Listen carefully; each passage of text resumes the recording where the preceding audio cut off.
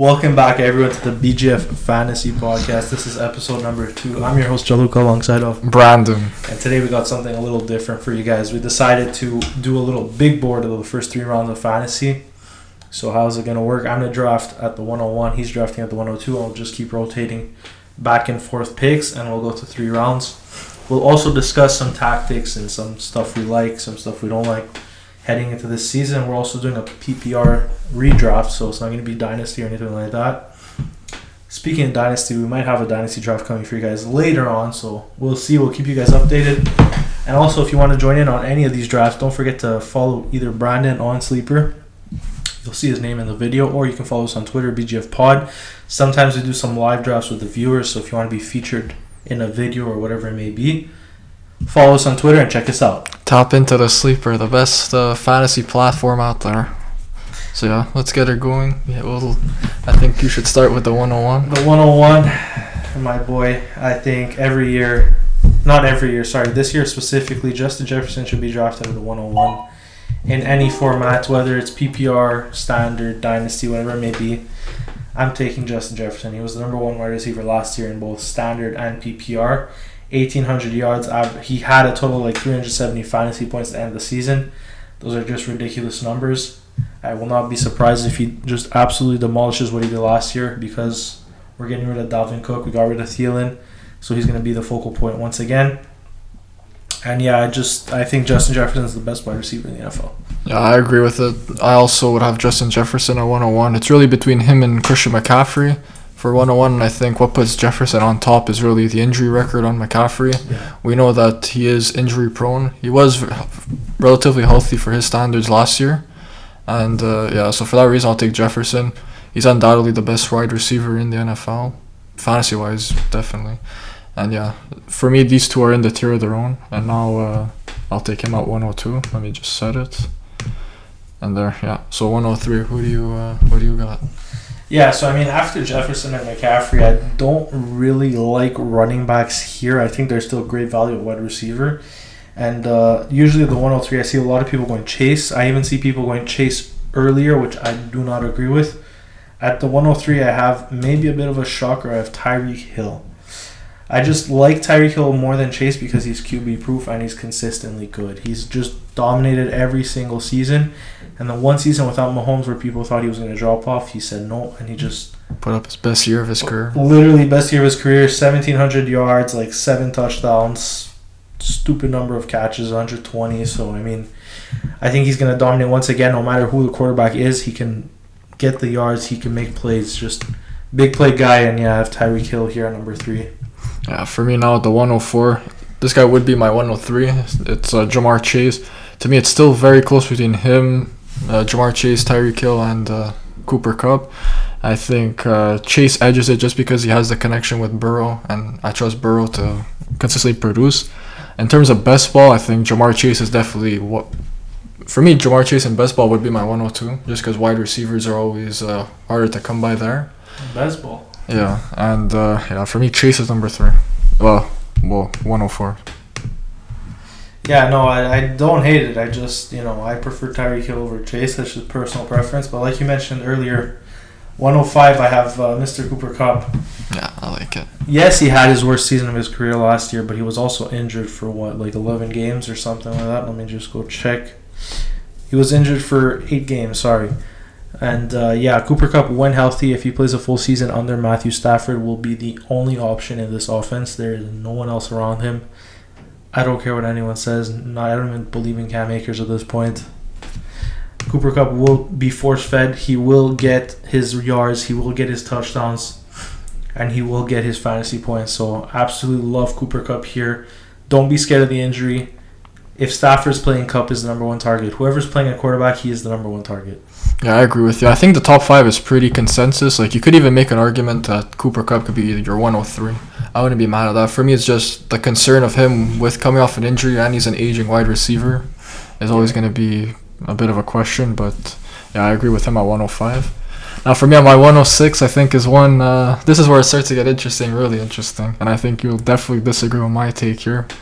And 106, I got Bijan Robinson. Bijan. For me, when you look at the running backs, I think McCaffrey is on his own at number 1. And then after you look at second tier, I think you're looking at Bijan, you're looking at Eckler.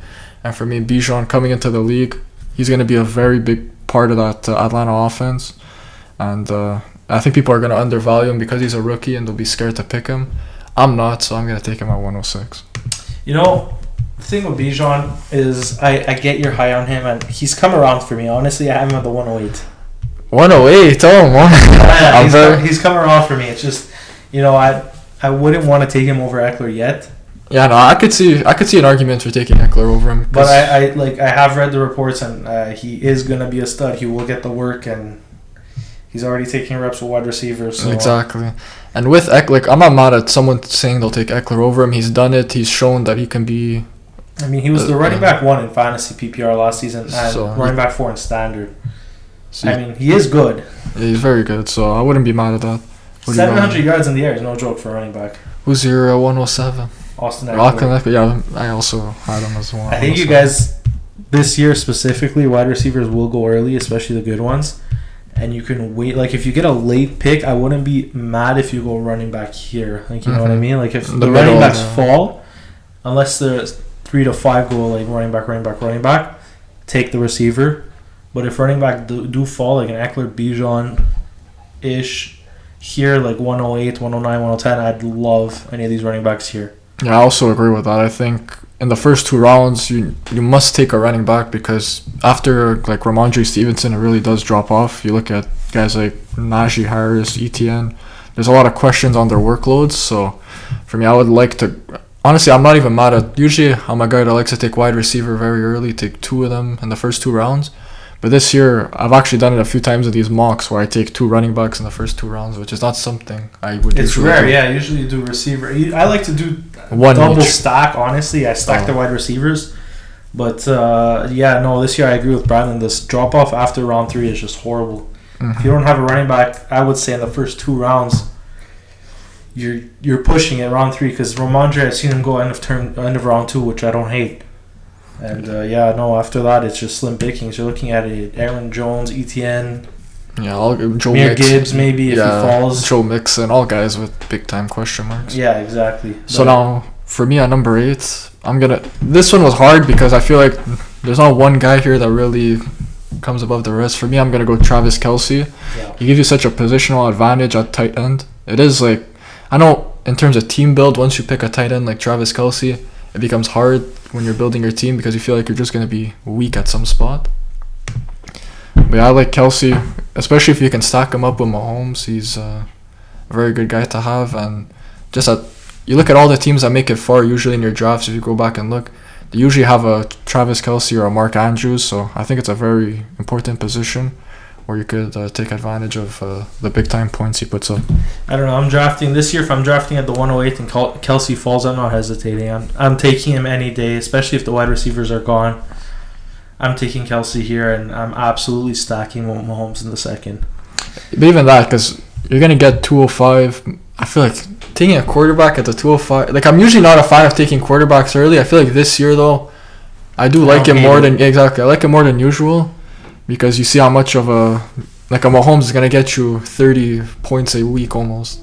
Plus, you stack him with Kelce, these guys can hit 50 points a week minimum easily. Exactly. And especially in a week where they score 40-plus points. If you have him, you have a Kadarius Toney, you're looking at a big-time week where you're definitely going to win your game. So I don't hate the KC stack here, honestly, round 1-2 if you're going for Kelce.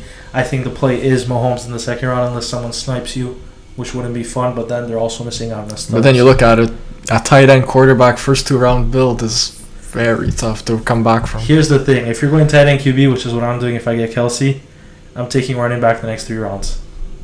I don't know, but then who you're going to have a wide receiver 1? I don't know. You're looking at, I don't even know who would fall out. Mike Williams. You're looking at like Mike Williams, take a chance on DJ maybe Moore. Ridley falls, maybe. I don't think though. If you're taking 3 in a row, you're looking at the 6th round. Maybe not 3 in a row. We'll do. Yeah. I'd have to do a few mocks. I'd say one and one. Yeah, like depending on who falls, right? If Ramondre goes earlier and you're looking at like Aaron Jones or Mixon, and I probably wouldn't. Yeah. I'd wait till round 4 to get one of those guys and take a receiver who still has value at that spot. But yeah, no. Anyways, at Sorry about that. The 109, I have a guy that a lot of people are sleeping on, Devontae Adams. I like it. I don't know why you guys are sleeping on Tay Adams, the number 3 best receiver in PPR last year. Absolutely killer year without Aaron Rodgers, and he's just been consistently good. So I don't understand why people are scared to draft Devontae Adams. He will continue to get the work, whoever's at quarterback, if it's Jimmy G or someone else, in case he doesn't pass the physical. But he had a case go against him, got dismissed, so we don't have to worry about that. That case was some bullshit. It was some bullshit. It was just funny to watch. Yeah. I think Devontae Adams honestly plays a full year healthy. He's going to be the top 3 receiver in the NFL. And I think drafting him at the 109 is an absolute steal. I like Devontae Adams at 109, but just to play devil's advocate here, I think with Jimmy Garoppolo not being sure what's happening with him and the fact he does not throw the ball downfield, it's quite concerning. But Devontae Adams is probably the second best wide receiver in the NFL, all things considered. So I like it at 109. For me, now 110. This one also was hard because you have a lot of guys in the same range, like a Jonathan Taylor, a Stephon Diggs, A.J. Brown. For me, I went Stephon Diggs. I know there's something that he might get traded or whatever, but in the end, I think Buffalo's going to be able to retain him. And I think his connection with Josh Allen the last, 4 or 5 years now? 4 years. 3 years. This is going to be his fourth. Yeah. So whatever. Yeah. His connection with Josh Allen's been very good. I think he's very consistent, and out of all these guys here, I just feel the most safe at this point taking Stephon Diggs here. I don't hate the pick, honestly. I don't know if it's personal preference. I'd do Tay over Diggs first, but yeah, me too. Well, you already picked Devontae Adams, so I can pick him. Oh, for sure. And here is an interesting situation because, like I mentioned earlier, I really like the receivers early, especially this year. I think the running backs can fall, and I don't know. Once again, I'm going another receiver here, which I don't normally like this guy, but I can't deny his production. CeeDee Lamb is an absolute stud at the 111.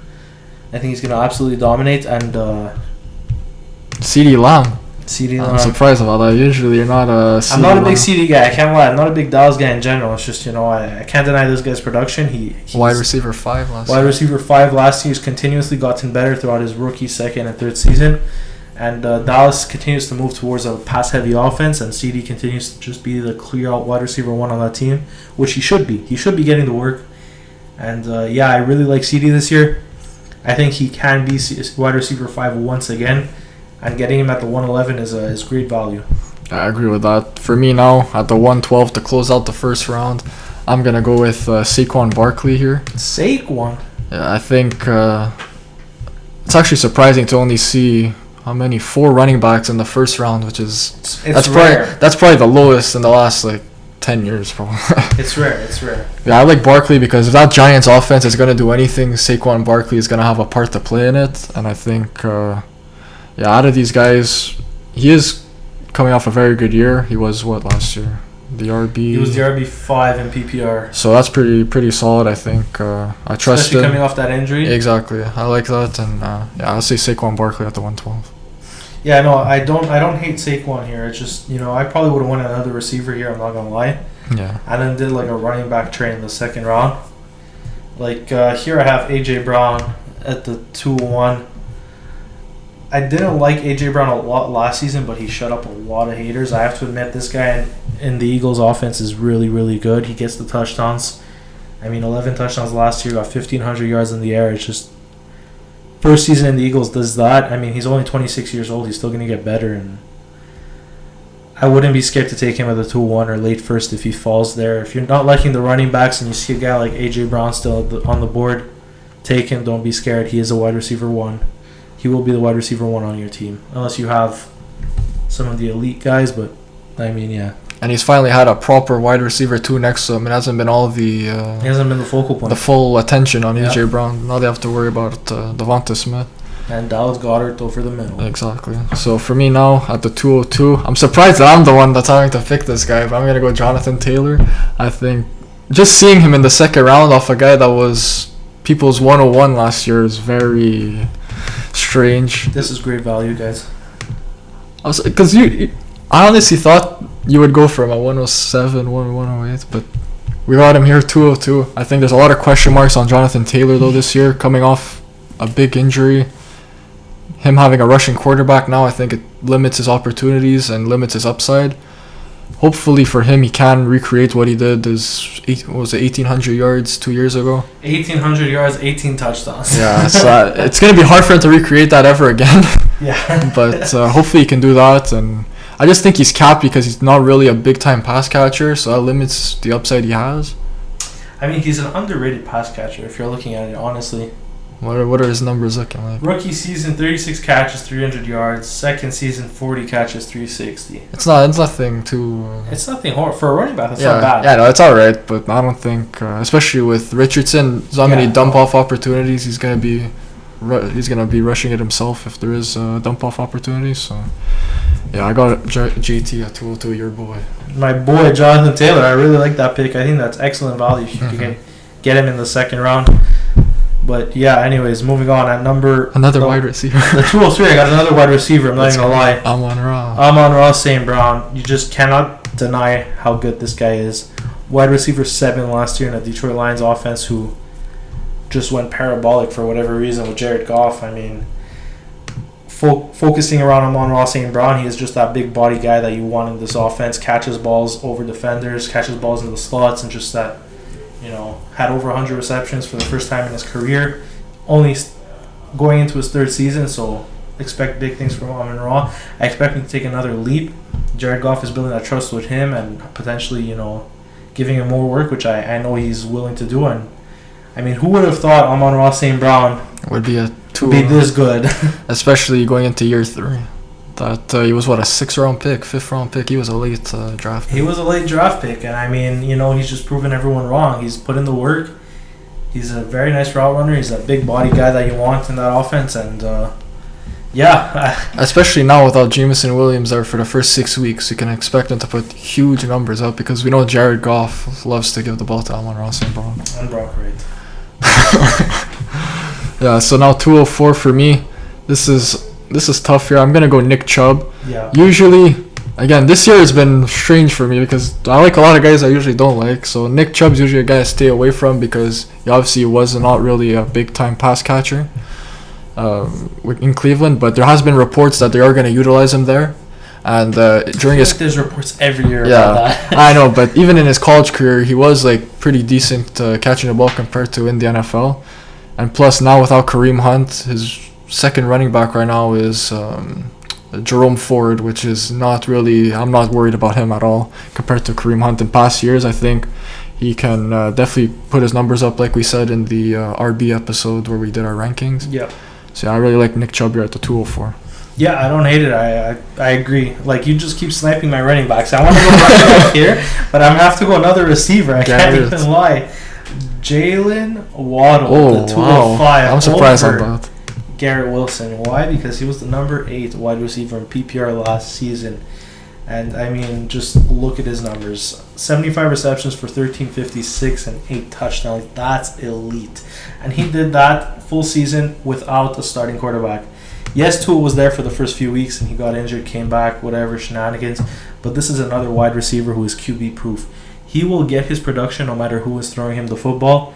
An absolute playmaker everywhere, and if you can get him here at 205, I will not hate it. Imagine getting a Tyreek Hill, Jalen Waddle stack. Yeah, I've seen it because he usually goes end of the second, so this is pretty early for him for usual. But yeah, if you can get that, the spike weeks you're gonna have, especially with the games where they put up 50+ points, are gonna be immaculate because there's nobody else on that offense that's really gonna be catching the balls besides Waddle and Tyreek. So yeah, for me now at the 206, I'm going to go with the guy who I thought you were going to pick here. I'm going to go Garrett Wilson. I don't hate it. He's going into year 2 here. He put up 1,100 yards last year in a horrible situation with Zach Wilson and Mike White as the quarterbacks. I like him here with Aaron Rodgers. I'd expect he could put up 1,500 yards possibly if he takes a big-time step, especially with Rodgers. I like him here with the other options on the board. I think with the other guys here, he is the last wide receiver in that tier. I think it starts off at around Devontae Adams, Stephon Diggs, and ends here. I'm not really... T. Higgins and Olave are going to go later on for me. Yeah, no, I can't hate the pick. I love Garrett Wilson. It's just, you got to build that relationship with Aaron Rodgers. Yeah. It sucks that he's like that, but that's just the type of quarterback he is.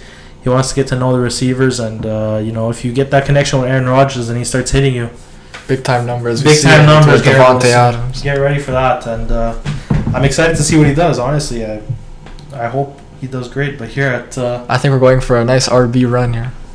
207 right now is I don't know if this is a little early, but I'm going Tony Pollard. He would have been mine as well, so I like it. Tony Pollard at the 207. I mean, first time last season where he got very, very good split with Zeke and took over in second half of the year. I'm excited to see what he does the whole season as the one. He was the number 8 running back in PPR, splitting with Zeke first half. That just goes to show you what type of production you can expect from Tony Pollard. I think he can easily hit over 1,200 yards, 10-plus touchdowns in that offense. Dallas does like to mix in the run, so I expect him to get his work. We'll see if Tony Pollard is that 3-down back that people claim he's not. But, coming off an injury, he should be ready. He'll be ready to go, and I'm excited to see Tony Pollard this year. And also, we see how explosive he is, and he can always break for huge touchdowns and give you big-time weeks, so I really like Tony Pollard here at 207 as well. Now for me, it gets a bit hard here. I'm probably going to go Ramondre Stevenson. This is... that's early. It is pretty early, but I really like Ramondre Stevenson. I don't hate it. A guy with a 3-down skill set, can catch the ball, can run the ball with the best of them. And I think he's finally going to be able to have the backfield to himself now with Damian Harris going over to Buffalo. And I think Bill really trusts him now, and I'm expecting a huge year from him. I like him over the other guys like Henry and Jacobs. We're going to get into Henry, like those type of guys later, but I like him better. Yeah, I don't hate this pick. He was the number 7 running back, in PPR last season. Very underrated pass catcher for those check downs that Mac Jones likes to throw. Caught 69 balls last year, so that's a lead. And I really like this pick. I'm just shocked you put him this high. Imagine him as the RB7 in an offense where he wasn't like the main horse. So I know, they were still running like Jacoby Myers. They were trying to give it to the Parker. It was weird. That offense was weird. Devontae Parker got like a 3-year extension. They like not long ago. How old is he now? Is he? Devontae, is he 30? I don't even know. That's what I'm saying. 30. I feel like he's old, and getting a 3-year extension is very... Actually curious. He's 30. He's 30 on the nose. Yeah, and he got a 3-year extension. I was very surprised to see that. Hey, maybe Bill likes Devontae. Who knows? Because of his Madden abilities. Anyways, at the 209 here, I got a wide receiver. Going back to the wide receivers. Chris Olave. Devonta Smith. I'm surprised, man. That's early. So here's the thing with Devonta Smith. As the number 2, he was the number 9 wide receiver in fantasy PPR last season. Very nice. Very, very underrated route runner. 1,200 yards, 7 touchdowns, playing alongside of A.J. Brown with Jalen Hurts as your quarterback who also likes to rush the football. I think he will continue to get his production. That Eagles team is still very good. It has not got worse. And Jalen Hurts will continue to get better as a passer, as a rusher. And A.J. Brown will get the double team looks that Devontae will not receive. So if he's able to burn his man, which he is able to, continue to get the work. And I like Devonta Smith here. I just wouldn't like him if he was my wide receiver 1 personally, but I wouldn't hate it. Yeah, but I feel like if you're drafting him in this range, he's going to be your 1. He's going to be the 1 for a lot of people. But here, look, for example, Team 4, we have Chase Smith. That's a pretty good one. That's a nice 1-2 punch. Yeah, it is. But anyways, Devonta Smith at the 209. Yeah, for me at the 210, I'm gonna go for Josh Jacobs. I feel like I'm going very running back heavy. You're running back heavy compared to me. You're taking all my running backs. But you're taking all my receivers. So this is how it ends up. Yeah, I got Josh Jacobs. You can argue he was the best running back in the league last year. Where did he end up? He ended up as the RB3. So to get him at this type of price at the 210 is very good value for me. And I think they haven't brought in any competition in Las Vegas. So I think, why can't he do this again? So I think it's a very good value. And I like Josh Jacobs at 210. I don't hate it. I think, if he continues to get better, which he has shown, especially this past season, that is an absolute steal at the 210. And look at Team 3. Imagine having Hill and Jacobs. That's very, very nice one, too. That's a very, very nice one, too. I could see myself having that if I end up at this spot. It's 211. I'm going running back here. Mr. Derrick Henry. Yeah, this is the lowest he could possibly go. I don't see him going any lower than this, personally. I mean, here's the thing. I love Henry. What he's done in the league has just been insane. One of the few ever players to enter the 2,000 yards club. consistently over. I mean, what is it? 1, 2, 3, 4. Yeah, 5 seasons with 10 plus rushing touchdowns. That's crazy.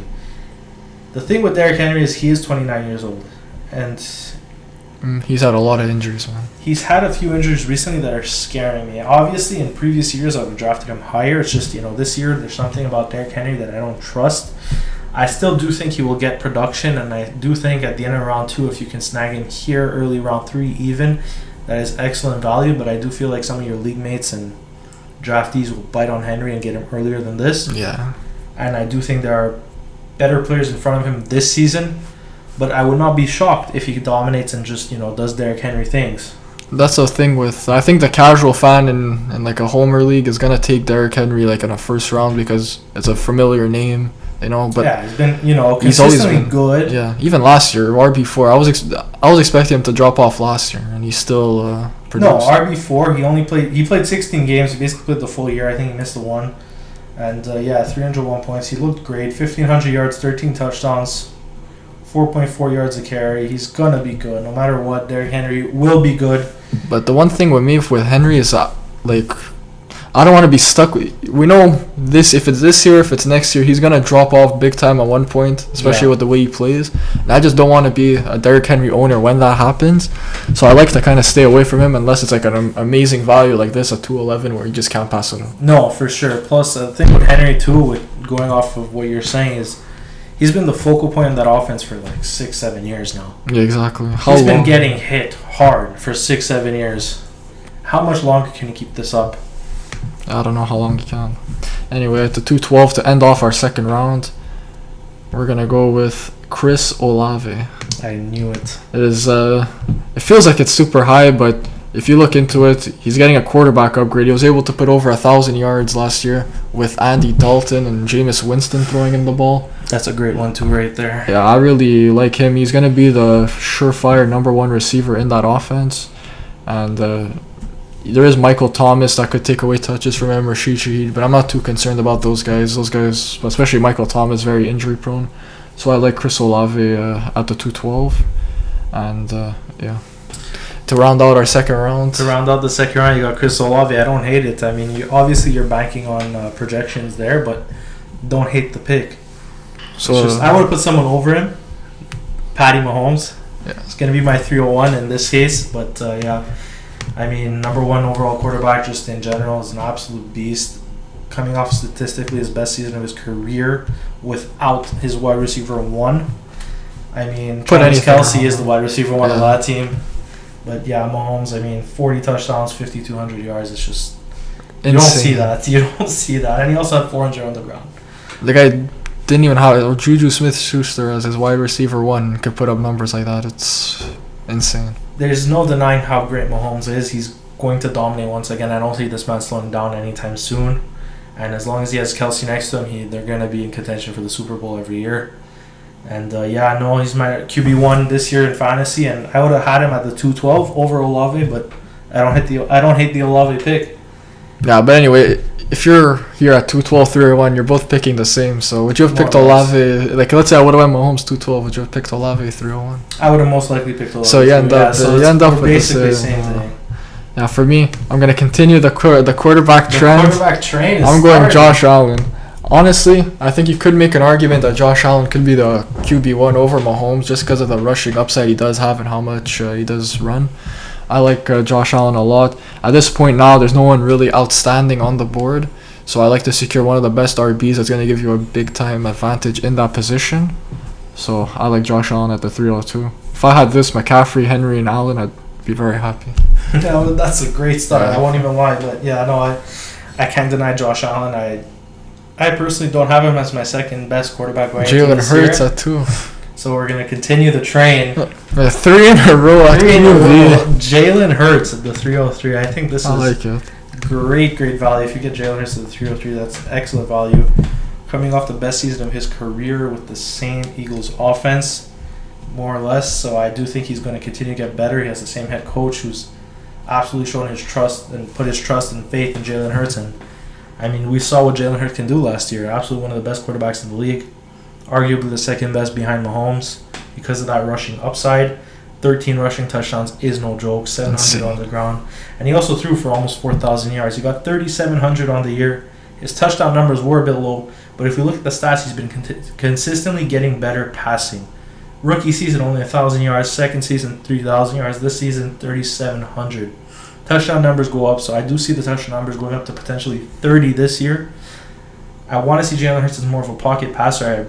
I fear for this man's life when he runs out the pocket, but he does have the O-line to protect him and the team around him, that tough, gritty offense that you want. And yeah, I like Jalen Hurts at the 303. There's definitely an argument to be made between all three of these quarterbacks. I think they're really in a tier of their own. Yeah. Just for Jalen Hurts, I feel like there might be a tad bit of regression on him this year because how dominant they were last year. Can they recreate that? I don't hate that. Plus, their offensive line is already it is the best in the NFL, but it's aging.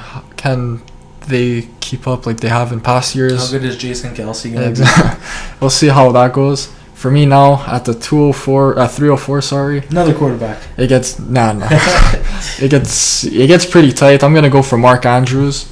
I think, like we said earlier with Travis Kelce, I think these are the only two tight ends that really can give you big time advantage at the position, and I feel like that is very low for Mark Andrews. He is going to be the number one target in a more pass heavy offense this year in Baltimore. We saw the weapons they brought in with Odell, Zay Flowers, and Bateman coming back. I'm excited for this offense this year. Yeah, me too. I think they're going to pass the ball a lot more. I think Lamar isn't going to be rushing as much as he has, and especially now it's not Greg Roman anymore. It's can't remember the new OC, but it is someone else running the offense now, and he is more pass heavy.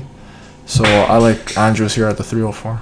I don't hate it. I mean, like I said, I'm excited to see the Baltimore offense this year. People are going to realize how good Lamar is as a passer. Mm-hmm. That too, because in college he was pretty solid as a passer. Great passer. Just what's it called? Baltimore.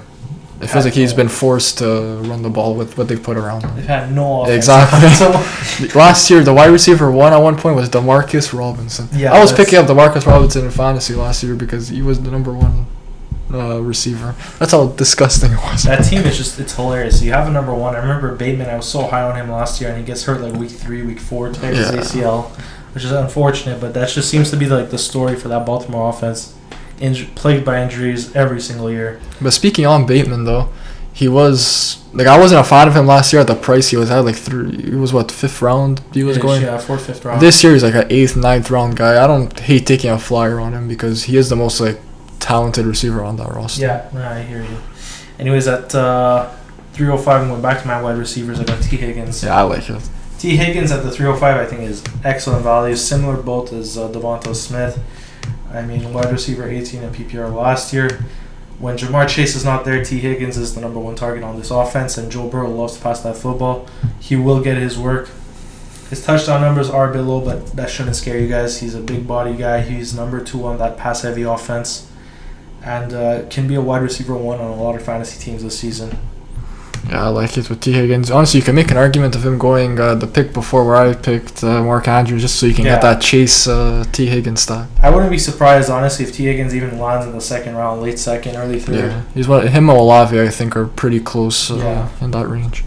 For me now, it does get very hard. I think this is quite controversial. I'm going to go for DK Metcalf at the 306. I don't hate the pick.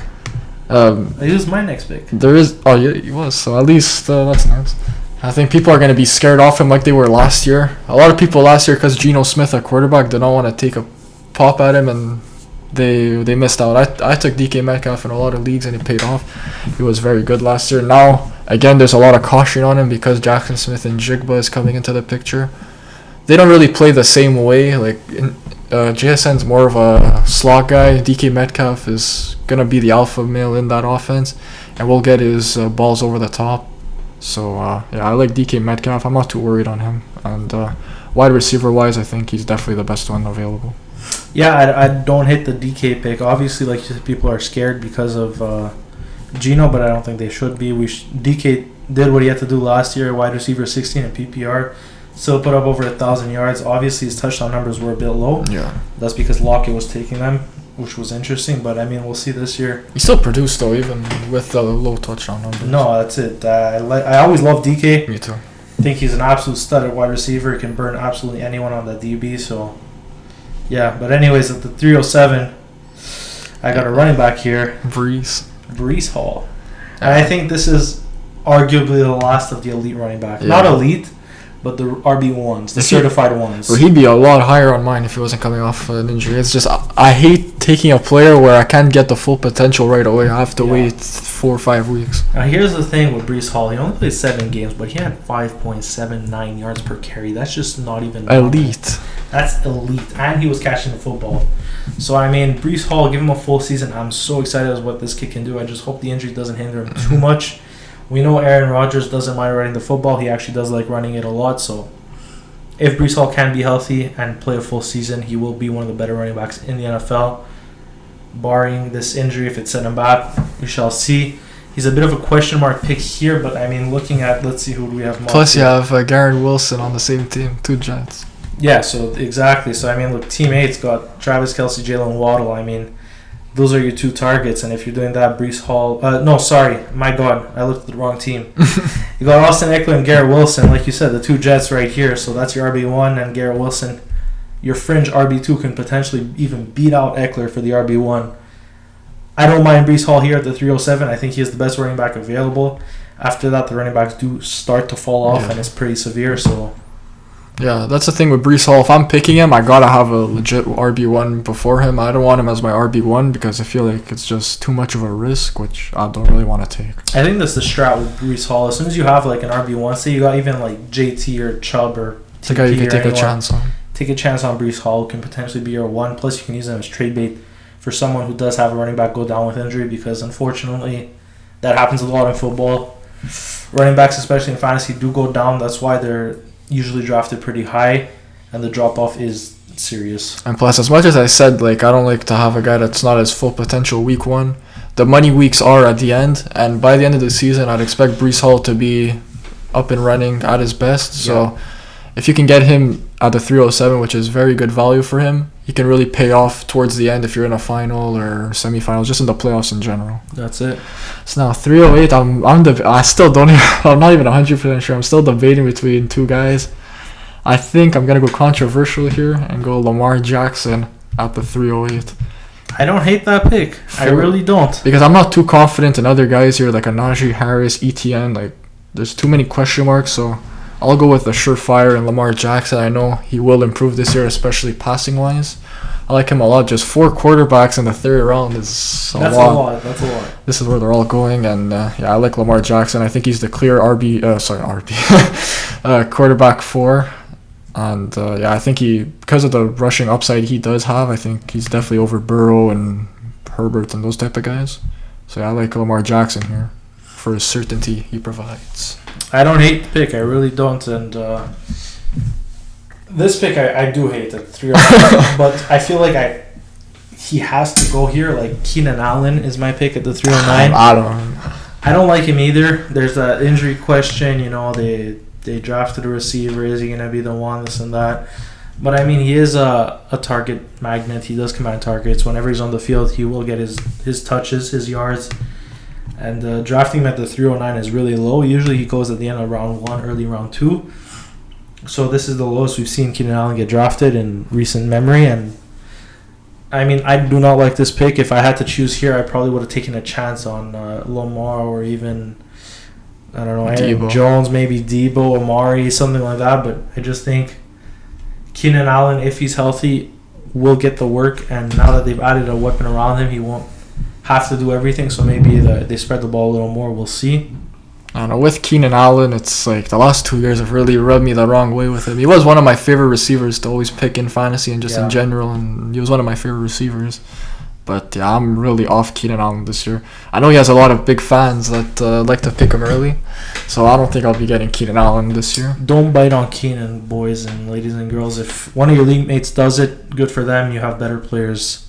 Yeah, especially with his injury history now and the age he's at. Was he 31, 32? I actually don't even know. I think he's 31. Yeah, 31. I don't know. By the start of the season, he may be 32. I'm not too sure when his birthday is, but yeah. Keenan Allen there at 309. For me now, 310, another. Man, right now is where it gets like, because they all have their question marks. Like at this point in the draft, this is why I like getting one of those top picks. You get a surefire stud at the beginning, and then once you hit Because you look at the back end of the second and the front end of the second, like, I think it's pretty similar. But the front of the third is a lot better than the back end of the third. Yeah. So for me here, I'm going to go with one of my favorite players in the NFL. I'm going to go Travis Etienne here, especially on a team that already has Diggs and Amon-Ra St. Brown. I think he's going to be the RB1 in Jacksonville. The only concern is that they don't really trust him to have a full workload. Tank Bigsby's probably going to eat into his workload, so that's the only concern. But out of the guys that are remaining, he is the most talented guy here. And I like Etienne at 310. I don't know if this is a shocker, so to say, but at the 311, I got a guy in Calvin Ridley. I like it. And obviously last season didn't play football. The year before that wasn't too hot, but he only played 5 games under Matt Ryan. So we'll see what he does with Trevor Lawrence. We know he's built that connection with him already. I've been hearing a lot of good things coming out of alpha male. Preseason. He's the alpha male in that receiving room. You got a guy like Christian Kirk, who I think is a very good second. And if Calvin Ridley can go back to that rookie season form or second-year man, I think he will dominate and be very, very good for this Jacksonville team, especially that they're young. You know, they're getting up there. Trevor Lawrence is trying to develop into that mature elite quarterback that he can be. And I don't hate Calvin Ridley here. I actually really like this pick. I think it's a good value. Like, I would have considered Calvin Ridley at like the 308 where I took Lamar. Yeah. Like, I like him better than Keenan Allen, I think. Jacksonville could be one of the lethal offenses in the NFL this year. And dark horse, man. Exactly. Very big dark horse. And being the number one receiver in an offense like that could be very good. Like, we've seen 2 years ago, the last time he played a full season, he was getting picked in the second round. So what says that he can't live up to that value coming back now? I get why there's a discount on him, so I think we should take the discount at this price. Light on Calvin Ridley. So here now, ending the third round, I am going to go with... Good boy. Am I going to go Debo or am I going to go Najee Harris? So I think I am going to go for Amari Cooper. That's my pick. Yeah.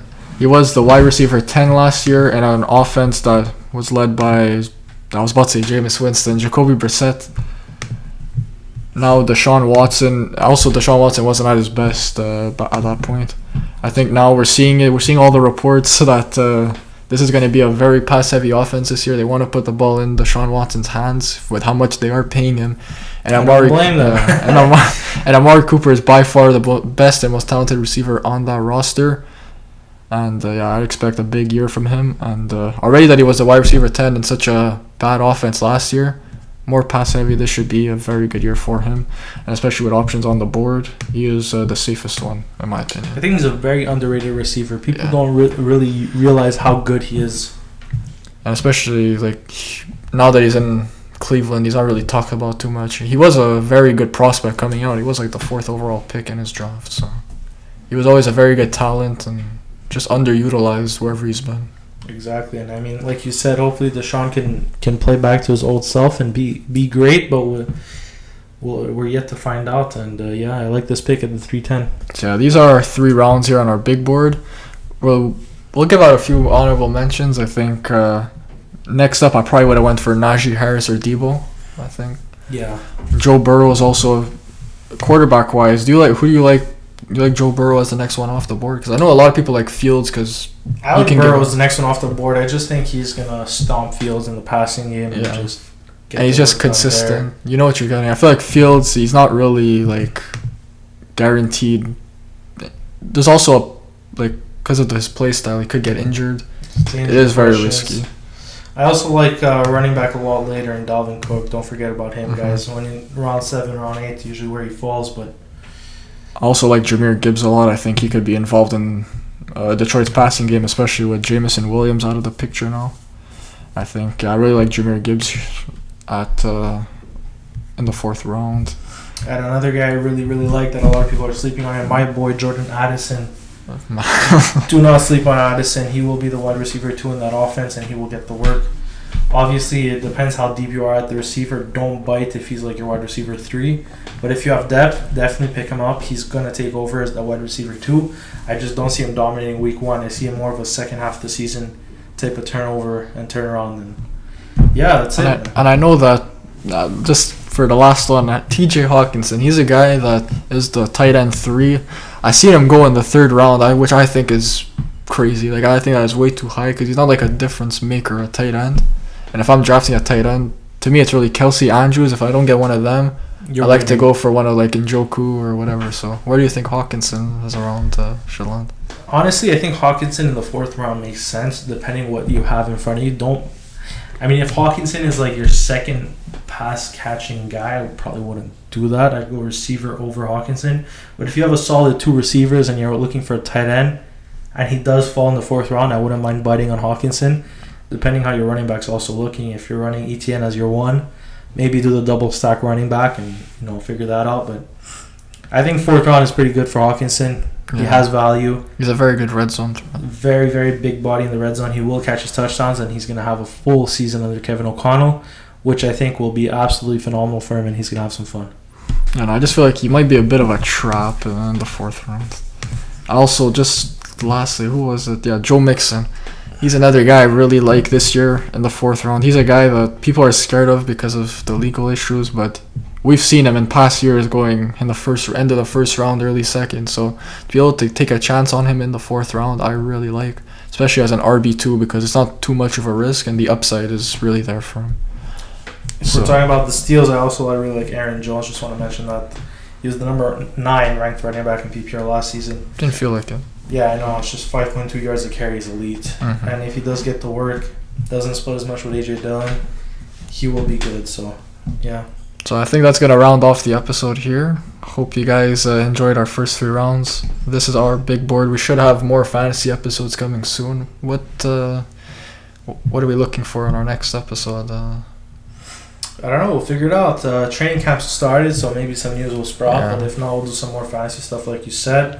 We'll maybe break down a few players, where they should fall and whatnot. We might do our biggest sleepers and losers and guys that we would stay away from. So. Yeah. Hope you guys enjoyed this episode, and don't forget to subscribe. Follow all our social media channels, the new graphic. Look at that, and hope you guys enjoyed, and we'll see you guys next time. Bye, guys.